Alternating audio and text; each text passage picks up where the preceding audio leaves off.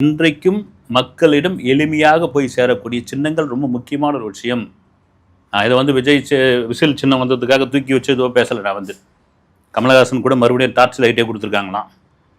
அதை தான் உடச்சவர் அவர் திரும்ப கொடுத்துருக்காங்க. ரைட்டு, இந்த விசில் அப்படின்ட்டு பொதுவாக உலகம் முழுக்க நீங்கள் பாருங்கள், வந்து ஒரு அலாட் பண்ணுறது, ஒரு எச்சரிக்கை விடுக்கக்கூடிய ஒரு இது.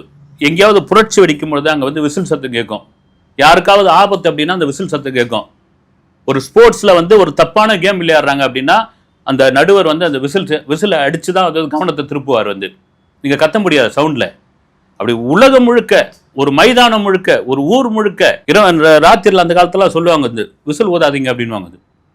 அதுக்கு என்ன காரணம்னா, அந்த காலத்தில் போலீஸுங்க வந்து அப்போல்லாம் திருடனை துரத்தின்னு வரும்போது நைட்டில் ஊதிக்கிட்டு வருவாங்க. வந்து அதனால் மக்கள் பயப்பட போகிறாங்க விசில் சத்தம் கேட்டால் அப்படின்னால வந்து அப்போ சொல்லுவாங்க. வந்து அப்படி ஒரு எளிமையான சின்னம் கிடைச்சிருக்கு. அது இந்த கட்சிக்கு, தாவேக்காவிற்கு மிகப்பெரிய பலம் என்பதில் மாற்று கருத்து கிடையாது. விமர்சனம் பண்ணிவங்க பண்ணிக்கின்னு போட்டோம், அதை பற்றி ஒன்று கிடையாது.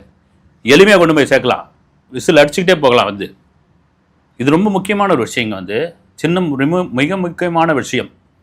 இது ஒரு பக்கம் இருக்கும்பொழுது விஜய் எதுவுமே பேச மாட்டேன்றாரு, வாயை திறக்க மாட்டேன்றாரு. கிறிஸ்மஸ் சமத்துவ விழா கொண்டாடினார் டிசம்பர் 18. அதன் பிறகு ஜனநாயகன் பட பிரச்சனை, சென்சாருக்கு போனது, திரும்ப வந்தது, ஹைகோர்ட்டுக்கு போனது, சுப்ரீம் கோர்ட்டுக்கு போனது. இப்போ வந்து தேதி அறிவிக்காமல் தீர்ப்பை ஒத்தி வச்சுட்டாங்க. இதுக்கிடையில் சிபிஐ 2 முறை வந்து டெல்லிக்கு போயிட்டு வந்தார். 2 முறையும் கடுமையான கேள்விகள்லாம் கேட்கப்பட்டது அப்படின்னு ஒரு தகவல். நிற்க வச்சு அவரை வந்து உட்கார வைக்கல, பச்சை தண்ணி கொடுக்கல, சர்ற மாதிரியான கேள்வியெல்லாம் பதில் சொல்ல முடியாமல் தவிச்சார். அந்த அப்செட்டில் பொங்கல் விழா கூட கொண்டாடல. அவருக்கே வந்து ஒரு பெரிய மனக்குழப்பம் ஆகி போச்சு. கட்சியில் ஒதுங்கிடுவோமா, கட்சியை நடத்துவோமா அப்படின்ற ஐசோலேஷனில் விஜய் இருக்கார். அதனால தான் எங்கேயுமே பேசுகிறதே இல்லை, பேசுகிறதே விட்டுட்டார். அவர் வாயை திறக்க மாட்டார். ஜனநாயக பிரச்சனை கூட ஒரு வீடியோ போட்டிருக்கலாமே, சிபிஐ சம்பந்தமான விசாரணை முடிஞ்சு கூட 2 வார்த்தை மீடியா கிட்ட பேசியிருக்கலாமே.